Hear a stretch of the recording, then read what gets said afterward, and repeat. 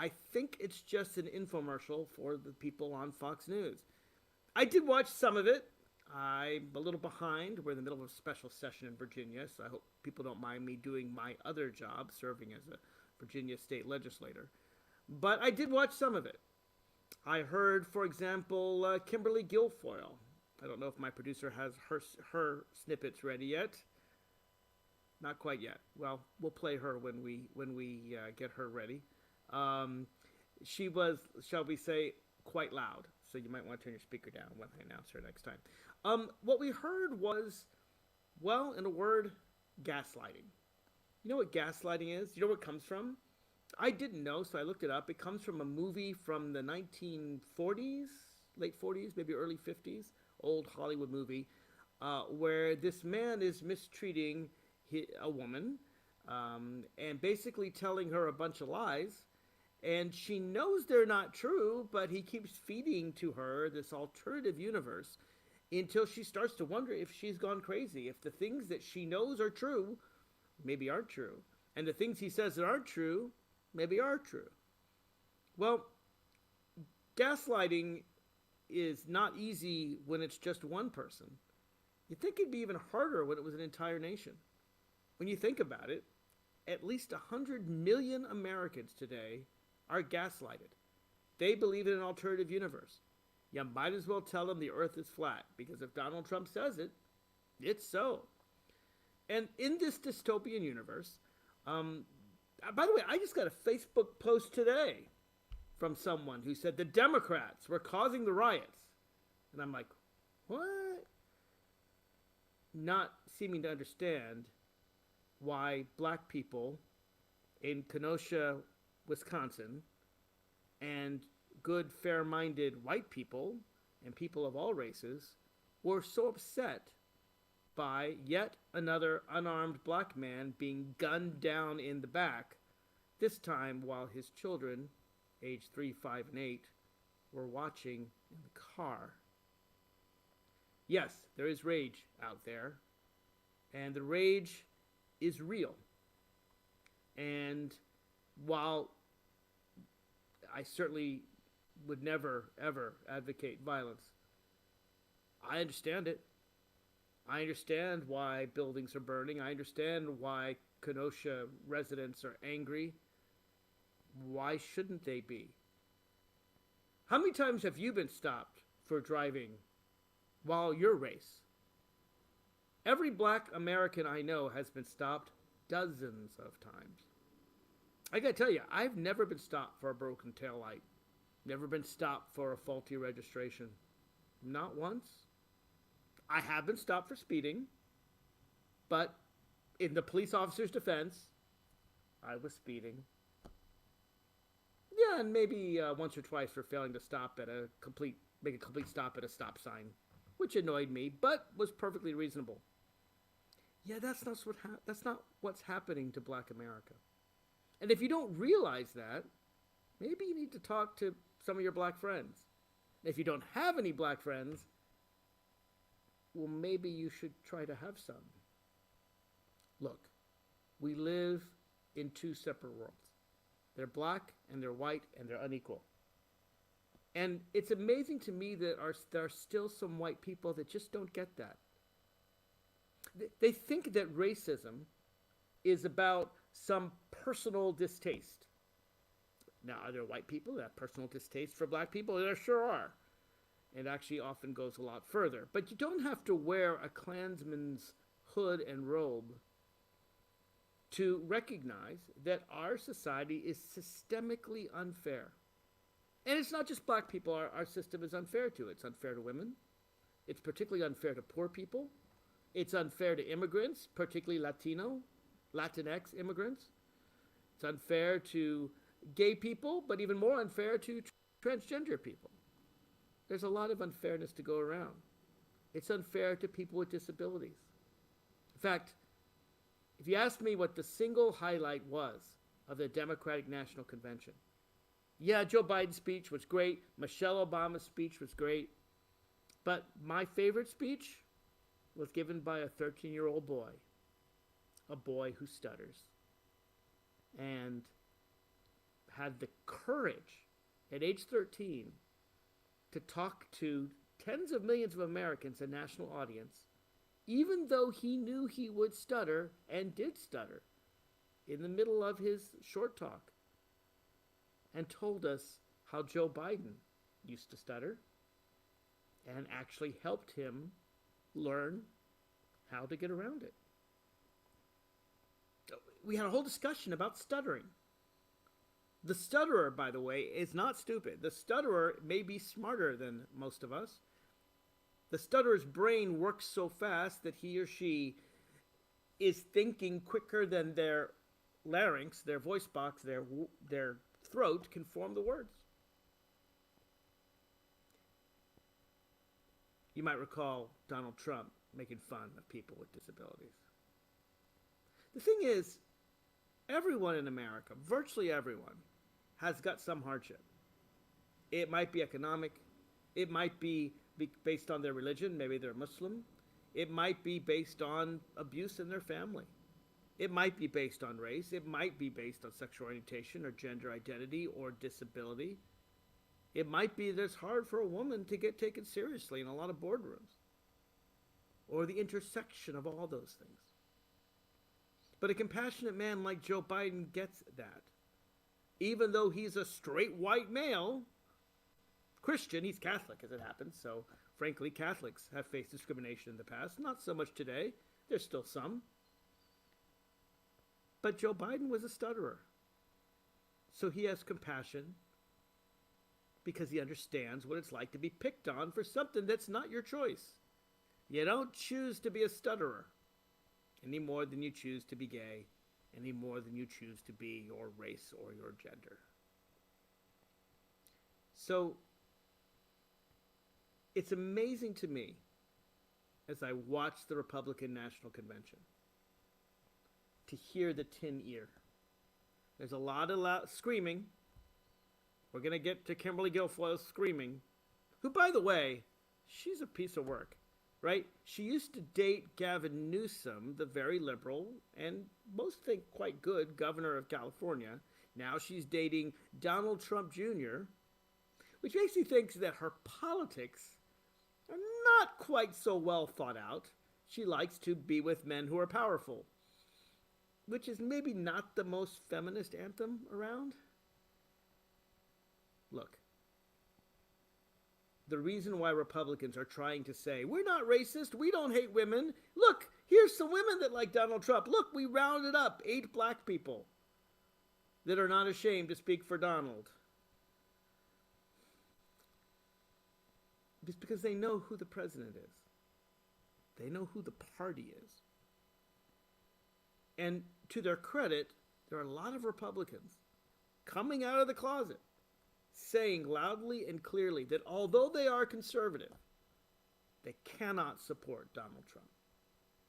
And I give them credit. We will continue to have liberal conservative debates. They will come back. But right now, it's an 8-alarm fire. It's all hands on deck.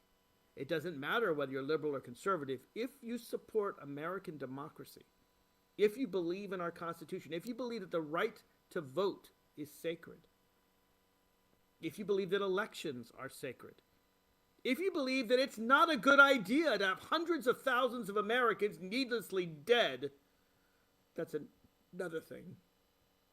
It's like the Republicans didn't notice COVID. Here I am doing a broadcast from my home. You're probably listening from your home. If you're out and about, you're wearing a mask.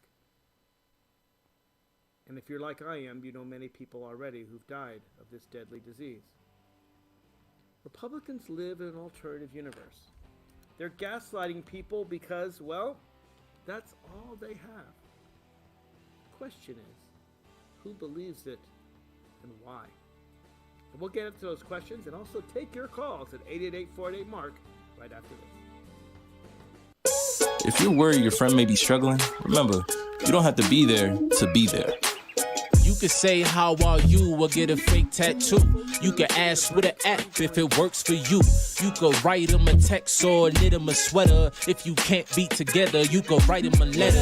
Whatever gets you talking.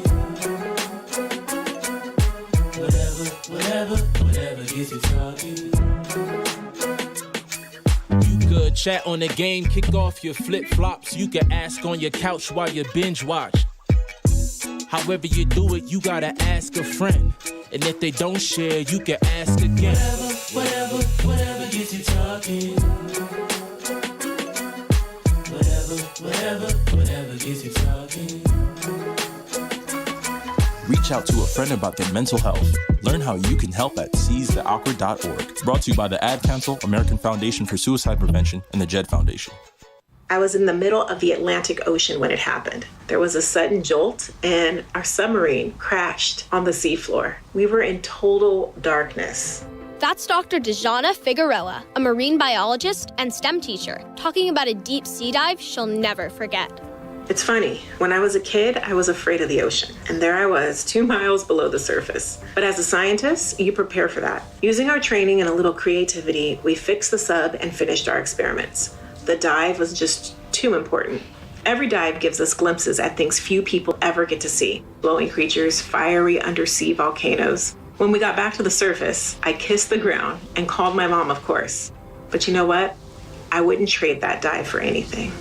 Dr. Figueroa uses her passion for STEM to discover new things and make the world a better place. She can STEM, so can you. Check out She Can STEM for more stories and inspiration. A message from the Ad Council.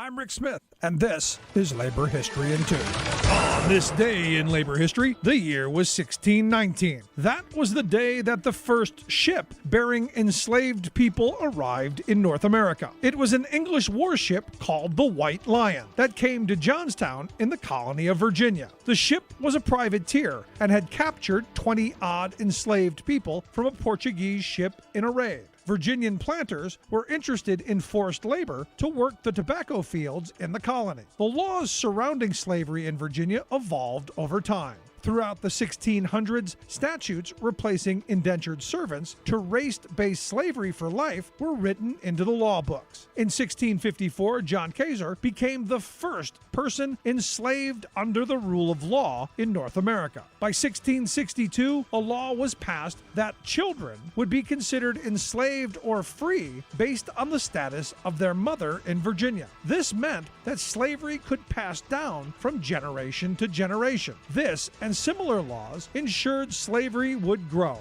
Historians estimate that 388,000 enslaved people came to what became the United States from Africa. Due to laws passing down slavery to children, by the Civil War, there were nearly 4 million enslaved people in the South. By the early 1800s, enslaved people made up about 1/3 of the Southern population. Initially, enslaved labor worked predominantly to produce crops like tobacco, indigo, and also rice. Some West Africans had developed valuable skills in rice cultivation that white landowners exploited through slavery. With the invention of the cotton gin in 1793,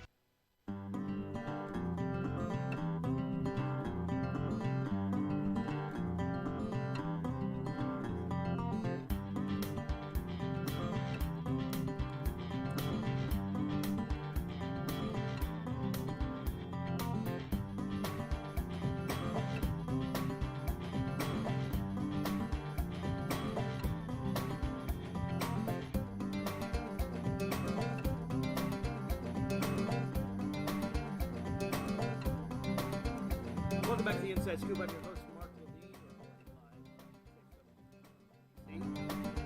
I'd like to know what you've been thinking. You know, now that we have the phones working, I'd love if you call in at 888-488-MARK, 888-488-6275. I've done the show by myself for the last 6 months. I miss y'all. Feel free to call in and let me know what you thought of the two conventions. To me, it seemed that the Republicans were just living in an alternative universe, where apparently all blacks are rioting and there's an abortionist on every corner and what else? The Biden is somehow corrupt. One of the funniest things was when, I forgot who it was. I think it was Pam Bondi. Remember, you know who Pam Bondi is? She's the, I hope she's not current, at least the former Attorney General of Florida. Pam Bondi's the one, by the way, who, when she had Paul Manafort, I think it was, dead to rights, I have to admit, I get all the Trump cronies mixed up. It could be Paul Manafort, could be Mike Flynn, could be Roger Stone. They're all guilty of something or another, but I think it may have been Manafort. She had him dead to rights, and then Donald Trump gave a $25,000 donation to her campaign, and she dismissed the case soon after. So we'll just call her Bribery Pam, just a nickname. So Bribery Pam gets on at the convention and starts to complain about how Joe Biden treats his children, that gives them unfair advantages. The exact same day that all of Trump's children, with the exception of poor Barron, who I do not throw in with the others, he's a kid, but everyone else, I haven't seen Ivanka yet. That's his favorite. I guess that's for tonight. But Don Jr. and Eric, and even Tiffany. Remember Tiffany? Tiffany is from Donald Trump's second wife. You know, the one Marla Maples, the one he cheated with when he was with his first wife. She's the one who got cheated on when he was with Melania, who he cheated on with the porn star. You may need some diagrams here. He cheated on all of them while he was grabbing women by their private parts that I don't like to say on air because I'm not crass like the President of the United States. But the point is that even Melania was speaking. Melania spoke too, but even Tiffany was speaking. And what was fascinating about Tiffany and Don Jr. and Eric is not a single one spoke about their father the way virtually everyone I know speaks about their father. With love, right? Think about your dad. How do you talk about your dad? Hopefully, for most of you, and not everyone has a good dad, but most of us think of our dads fondly as loving parents. We might talk about throwing the ball around back or playing chess or giving some guidance with our job or telling us to cut the lawn. I don't know, whatever it is. You know your dad, I know mine. Most of us like our parents. I didn't see that. I saw 3 children giving standard political speeches. I don't know, maybe they didn't write them. Attacking Biden and talking about, I don't know, Trump's economy and not mentioning the fact that we have the highest unemployment since the Great Depression. Of course not, but that's a political complaint. Here's my question. Do his children love him? I saw Melania's speech. It was long, but as Republican speeches go, it was not as bad as the others. She didn't scream. She actually, for the first time of anyone I've seen in 3 nights, the Republican National Convention expressed condolences for 180,000 dead Americans. I think that matters. Remember when we used to care when only 3,000 Americans died on 9/11? A mere 3,000 Americans, and we thought it was a big deal. Remember that? We're 60 times 9/11 now. But Melania at least recognized that Americans were in pain. Wow. I give her credit. She acted almost human. I guess that's a low bar. But what I didn't hear was anything about Donald, right? Remember how Joe Biden's grandkids used to talk about the fact that he would try to steal some ice cream when their grandma, Jill, wasn't looking because she's all into fitness and running and getting up at 5 a.m. and running, and he'd try to sneak some ice cream in. Yeah, that sounded like my family. Not the specifics. I mean, my mom's not a runner. In fact, for me, it's might be the opposite. My dad doesn't ever exercise. But that's not the point. It's a family. It's love. It's the way families work, right? We kid each other gently. We love each other. There's no question there's lots of love in the Biden family. Did you hear any of it in the Trump family? I mean, this is so weird because this is beyond politics, right? I can get into all the It would take me hours to go into all the lies they said in the Republican National Convention on everything from the economy. I think they said that Biden wanted to defund the police, which is, of course, ridiculous since he specifically said no on that. I think they accused him of, I don't know, they blamed him for some university doing, who knows what. It's ridiculous. Again, Pam Bondi seemed to think that Biden's kids were corrupt, even though Eric Trump just pled the fifth on an investigation that's likely to lead to his indictment along with Don Jr. But that's not my point.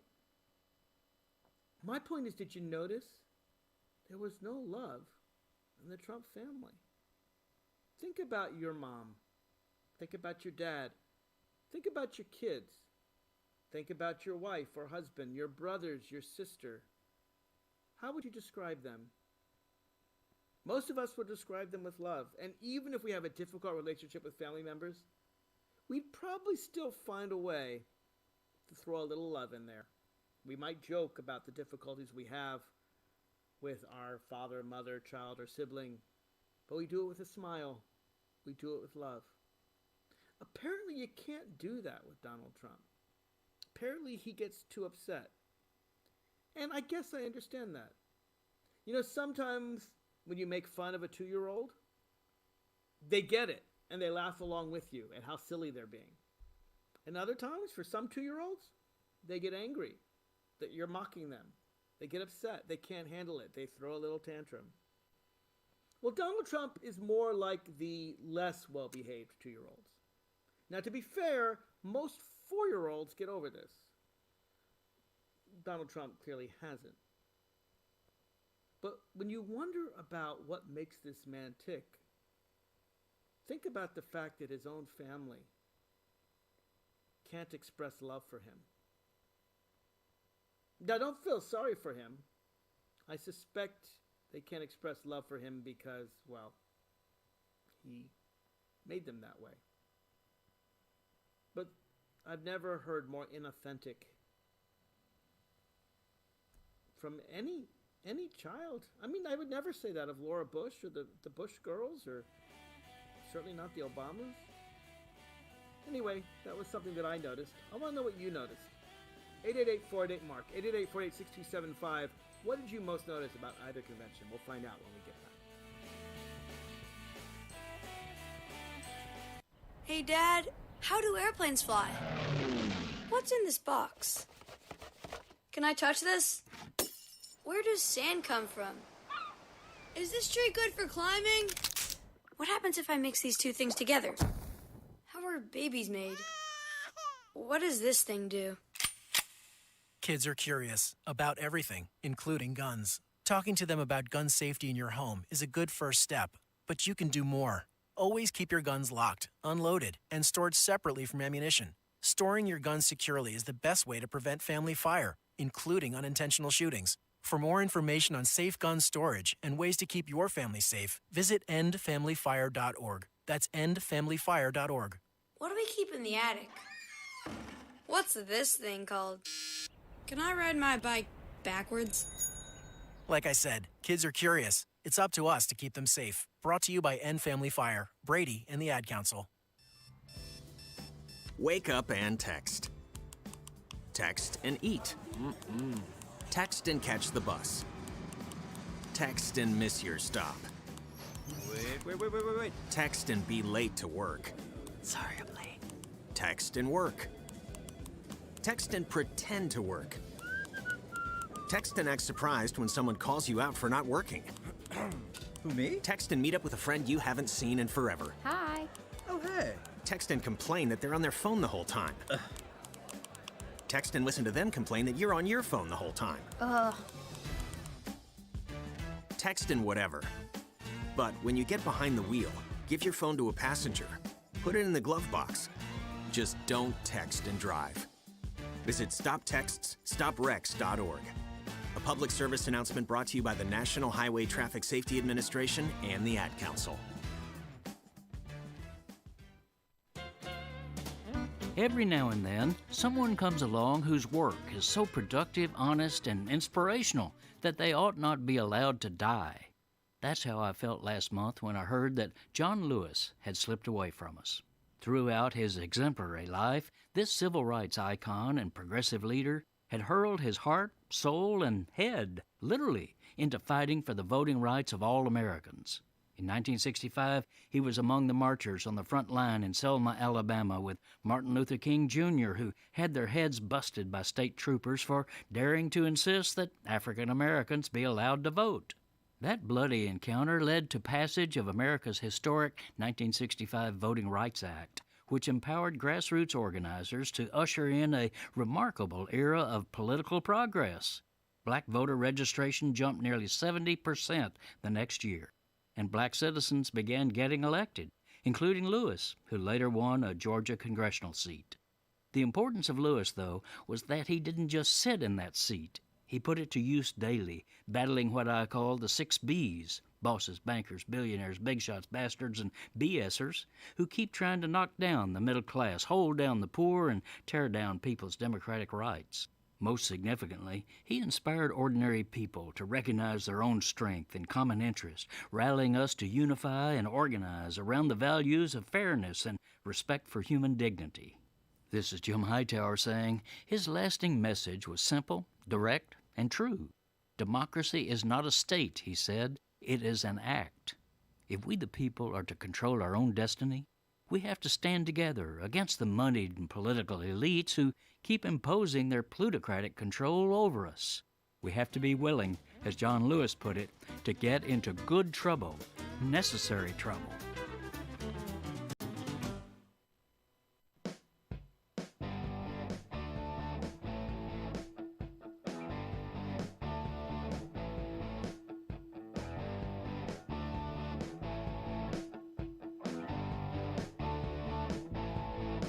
Welcome back to the Inside Scoop. Watch the DNC, watch the RNC. Seemed like night and day to me, or better put, light and darkness.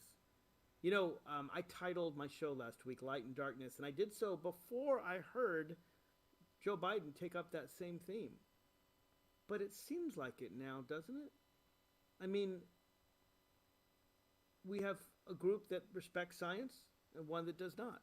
A group that Joe Biden reaching out to all Americans, including those that voted for Trump, and Donald Trump basically attacking quite virulently those that disagree, making clear that all our cities apparently are dystopian nightmares. And then trying to misuse the government in ways that's never been used for political reasons. The Hatch Act, by the way, is, it's probably 90 years old right now. It's been around a long time, and it says that you can't use government to promote your political ends. So, for example, you can't use the White House to promote a political campaign.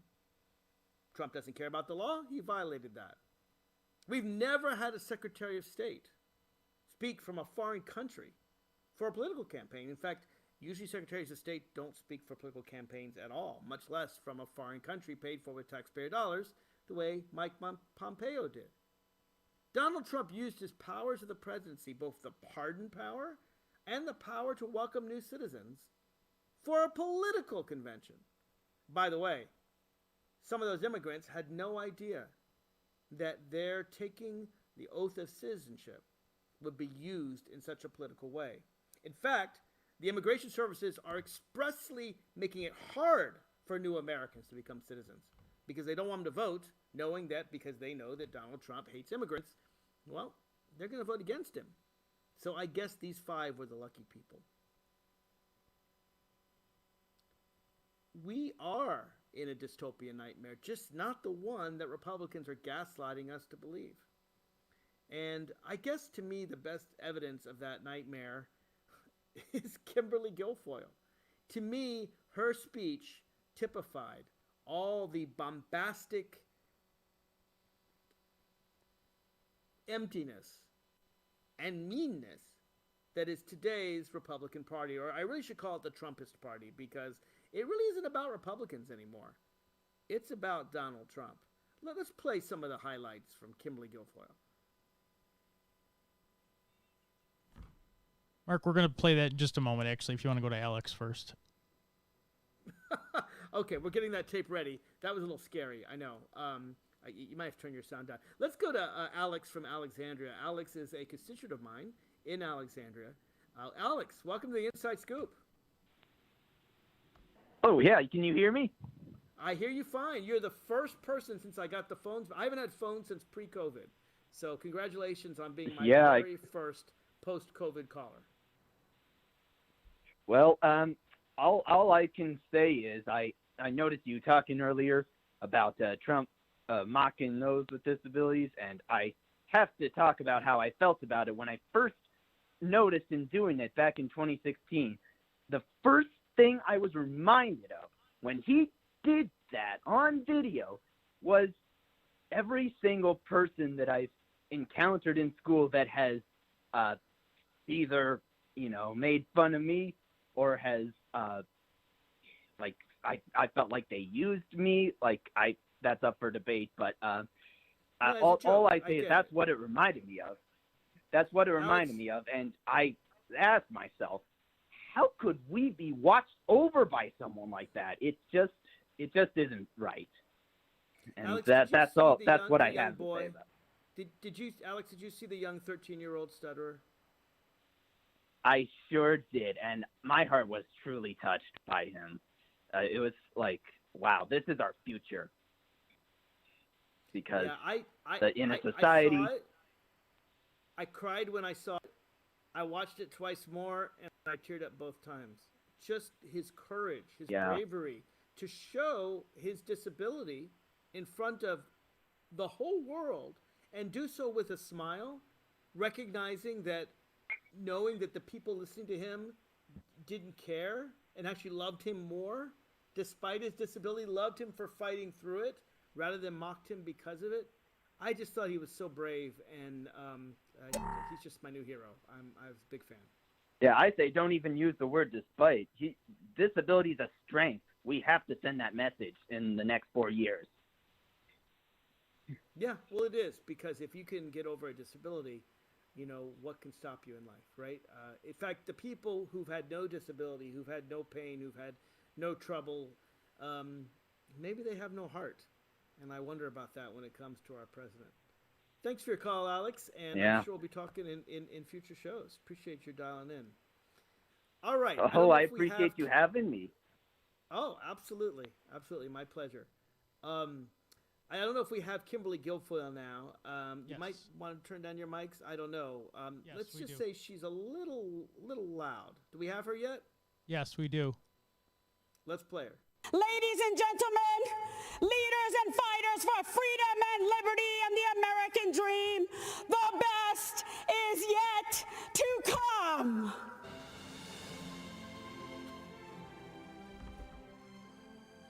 In President Trump's America, we light things up. We don't dim them down. We build things up. We don't burn them down. We kneel in prayer, and we stand for our flag. Or do you believe in American greatness? Believe in yourself, in President Trump, in individual and personal responsibility. They want to destroy this country and everything that we have fought for and hold dear. They want to steal your liberty, your freedom. They want to control what you see and think and believe so that they can control how you live. They want to enslave you to the weak, dependent, liberal, victim ideology to the point that you will not recognize this country or yourself. His promise was to put America first, and he has. America, it's all on the line. President Trump believes in you. He emancipates and lifts you up to live your American dream. You are capable. You are qualified. You are powerful, and you have the ability to choose your life and determine your destiny. Ladies and gentlemen, leaders and fighters. Okay, all right, Kimberly, go away. Okay, all right. So they want to destroy America. Who are they? Is that me? Do I want to destroy America? Is that liberals? Nancy Pelosi? Joe Biden? Uncle Joe wants to destroy America? I want to know who believes this, right? If she has a complaint about something, she could bring it up. Maybe she thinks affordable health care is a really bad idea. Maybe she thinks it's, giving people health insurance is a terrible idea. There are lots of people that hated Obamacare. Okay, maybe that's it. Or maybe she doesn't like the great Obama economy. Maybe she feels that we should have the freedom to take masks off and infect each other. And that, we might kill hundreds of thousands more Americans, but their deaths don't matter as much as our ability to walk into crowded stadiums. I don't know. She didn't say. But it's fascinating to me. Do you think she believes a word she says? I mean, really, do you think Kimberly Guilfoyle actually believes what she says? The woman who used to date Gavin Newsom and now dates Don Jr.? Maybe some of that over-the-top bombasticness is to hide the fact that there's just emptiness. I mean, people made fun of Howard Dean's scream. But in Howard Dean's defense, he was surrounded by tens of thousands of people, and it was hard to hear. So if he hadn't had a microphone right up to his face, and, on to Nevada and South Carolina, and right? Remember how that was mocked? Actually, in a group of people where it's hard to hear, that's not so unusual. But did Kimberly Guilfoyle know that she was speaking to an empty room? I mean, she has eyes, right? Maybe she wrote the speech expecting adoring fans and, I don't know, isn't able to change it? But she typifies people who are loud and not listening. She typifies this, it's us or them, and they're all evil. I'm not sure what she's so afraid of. I'm afraid of a lawless president who hates democracy, wants to postpone voting, wants to keep people from voting, and is corrupt. That's what I'm afraid of. What are you afraid of? 888-488-MARK, back after this. America, your children have an amazing superpower. They can help save lives by not having play dates. That's right. By replacing get-togethers with virtual play dates and video chats, they can help slow the evil spread of germs. And if your superheroes do go outside, make sure they continue their superhero wing by staying 6 feet away from others to protect everyone in America land. Find out more at coronavirus.gov. A message from the CDC and the Ad Council. America, your children have an amazing superpower. That's right. They can help save lives by simply washing their hands. Just 20 seconds of thorough hand washing after they've coughed or sneezed or been outside can help fight against the dastardly spread of germs. Armed with only soap and water and hands, your superhero can protect you, your family, and everyone out there in America land. Amazing! Find out more at coronavirus.gov. A message from the CDC and the Ad Council. He was the heart of your family, and he taught you our history. He helped you fix your first flat. He was the best backyard DJ around, and every time he'd tell a story, he'd own the room. But now more than ever, he may feel alone. Today, older adults and their loved ones are struggling to connect, in a time when connection has never been more important. But there is something we can do. Embrace our older loved ones through StoryCorps Connect. With StoryCorps Connect, you can honor seniors remotely with an interview about their life. Every interview will be archived at the Library of Congress, becoming part of American history, so that years from now, future generations can listen in. All right, Grandpa, what's one piece of advice you have for me? Just 3 words, sweetheart. Live with courage. The man that had the best stories still has plenty of stories to tell. So connect virtually and share the conversation of a lifetime at storycorpsconnect.org/AARP. Connect, honor, share. StoryCorps Connect. A message from AARP, StoryCorps, and the Ad Council. I'm Brenda Gazar, the host of Code WAC, your podcast on the state of America's broken healthcare system and how Medicare for All could help. Here's what we're talking about this time.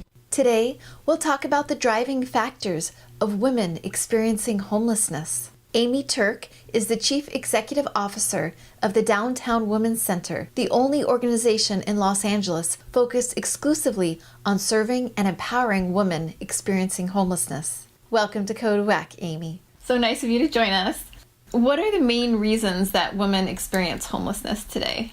The main reason that we find homelessness in general is obviously a lack of enough funding to afford housing, and then systems that unfortunately disproportionately impact mostly people of color in negative ways. But for women, it's usually an experience of gender-based violence that could lead to homelessness, or the impacts of typically making less money in general than men. And of course, that's more true for women of color. And just the compounding impacts of not being able to add to your wealth over time has left many older women in particular either vulnerable to homelessness or homeless themselves. I work with, many women that have unfortunately experienced domestic violence or sexual assaults or even child abuse. And in reports that we've produced at the Downtown Women's Center, most recently our 2019 LA City Women's Needs Assessment, over 50% of the women said that they had experienced domestic violence over the course of their lifetime. Thank you, Amy. Find more Code WAC episodes on progressivevoices.com and on the PV app. You can also listen to Code WAC at heal-ca.org. This podcast is powered by Heal California, uplifting the voices of those fighting for healthcare reform around the country. I'm Brenda Gazar.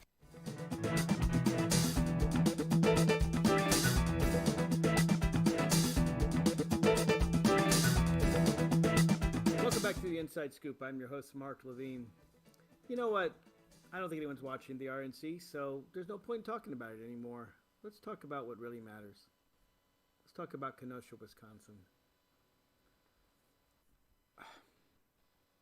Yet another unarmed black man shot in the back 7 times as he was trying to get in his car. We don't know all the facts. It's been 3 days and Kenosha police can't give us all the facts. You'd think they'd be trying really hard, but okay. Maybe Mr. Blake was trying to escape police. He hadn't done anything wrong. He had actually was calling in to help a domestic disturbance between 2 women. But you understand why he was trying to get away? Do you understand why lots of black people fear for their lives every time they encounter police and feel like they're going to get in more trouble if they stay than if they go? I'm not saying that's the correct way to deal with this. I know that, well, my parents told me, and frankly, most black parents tell their kids, when you were confronted by an officer, you buckle down your anger and you try to treat them politely, and even if you're upset with them, you don't express it. Save that for the court hearing. But apparently Kenosha has a reputation. Apparently the Kenosha police stop black people all the time. And sometimes it just boils over. Here's what I found more troubling. More troubling than even the shooting of Jacob Blake. After it happened, and we wish him well. Apparently he's going to be a paraplegic, but it looks like he may well survive this. After it happened, the people of Kenosha started protesting. And the police did, of course, the wrong thing. Rather than joining with the protesters, talking with them, engaging with them, even though they're angry, sitting there and facing the anger, they treated them as the enemy. They treated their own people as the enemy. And so violence began. But one thing that you'll find interesting is that unarmed protesters were treated with tear gas and rubber bullets. They weren't allowed to express their First Amendment rights. But armed white guys going in to help patrol the situation, vigilantes were welcomed by the police. One of them was a 17-year-old white boy, big Trump fan, went to some Trump rallies, put some Blue Lives Matter on, which is a way of saying that police matter, which is fine because we should care about our police, but it's designed to say that black lives don't matter. Only the police matter. Black Americans can all be killed, I guess. But this kid with an AR-15, and I don't even know if that's legal in Wisconsin, came with his long gun to help the police. This 17-year-old, this wannabe cop, I guess. I remember that down in Florida. Remember that case? Hey, Trayvon Martin, murdered by a wannabe cop. He came in with his gun and apparently just shot one of the protesters. And when he's on the ground and someone's trying to grab his gun from him, he shoots another one. Yeah, he'll be charged with first-degree premeditated murder. He actually has been charged. He'll likely go to jail for a long time. He's a 17-year-old boy. Like the Washington sniper, who was a black 17-year-old boy, he was influenced by others to kill. In this case, his influencer, the head terrorist, the main guy that convinced him to go and shoot a bunch of black people, was Donald Trump. Here's what's so interesting. This kid, after he shoots two people, apparently tried to surrender to police. He held up his gun. He admitted he shot two people. Maybe he felt pangs of remorse. The police waved him away, gave him water. They really didn't care about a white guy with an AR-15 out after curfew, even though he was just a kid. No, they cared about those protesters out after curfew, exercising their First Amendment rights. I had an argument on Facebook today, my personal Facebook page, with someone who seemed to feel like Democrats are behind the rage of black people. No, Nancy Pelosi and Chuck Schumer aren't behind the screens with their marionette strings telling black people how to think and how to feel. You see, black people are people. They're human. They're American. They have their own thoughts. And most of them actually peacefully expressed their rage. But some took it too far. Sometimes when you push a person too hard, they react too far. Again, I don't know what the white 17-year-old kid was so angry about, but I do know what a number of protesters are angry about. They're tired of being mistreated. They're tired of being second-class citizens. They're tired of being told their lives don't matter. They're tired of being shot in the back by police. That doesn't mean all police are bad, of course not. But many are. And there are whole departments, like apparently Kenosha's, that probably should all be fired and just start over with new police. Here in Virginia, where I am a state delegate, a state representative, we are working to change Virginia law. We have heard the national call. We don't want this happening in Virginia. It has happened in Richmond and some other places. Thankfully not in any significant way in my hometown. But we're trying, we Democrats who just took over the majority of the legislature, we are trying to stop it. We're trying to put in place legislation to have civilian review boards, better training for police officers, use of force standards, duties to intervene if cops go off the rails, duties to bring in mental health counselors and substance abuse counselors first, because the best way to deal with mental health issues is a mental health counselor. The best way to do substance abuse issues is a substance abuse counselor. Not with police. Police don't even want to deal with these problems. And I introduced my own legislation, which I'm proud to say just passed a House committee on Tuesday. My bill, and I call it the Good Apples Bill because it reminds me of the good police officers out there, requires police to report on the bad apples. And I know that's hard to do, right? I know that if you see your colleague doing something wrong, it's hard to turn them in. You know, I have friends that have done illegal drugs in front of me. I haven't turned them in. I admit that. Mainly, I guess, because I don't really believe in the drug laws. Most of them. But when you're a police officer, you're held to a higher standard than you should be. Not to turn in your buddy doing something off duty, but when you see your partner on duty and they're breaking the law and they're biased, practicing racial profiling, maybe you know your partner, the guy in your squad car, regularly stops blacks, men, or stops Latino women, or goes after transgender people, or mistreats homeless, or mistreats people with autism. Whatever it is, you're his partner. You sit in the squad car with him, you know who he is, or she is, most of these are men, who he is day in or day out. Now, if my bill becomes law, you have to report them.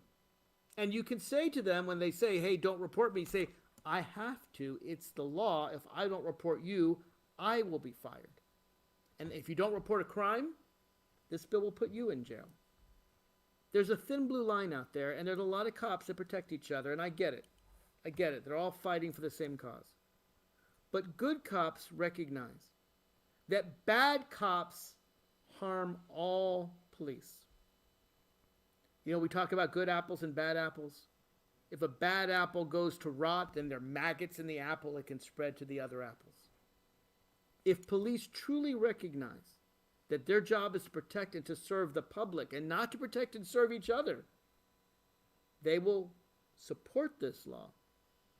In fact, my local police chief in Alexandria, Virginia, does support this law. A lot of these ideas come right from his manual. Good police officers turn in bad ones. We have to work together as a society. If you want people to stop expressing rage, you've got to give them justice. With justice will come peace. And we're working on it. Are you? This is Mark Levine signing off.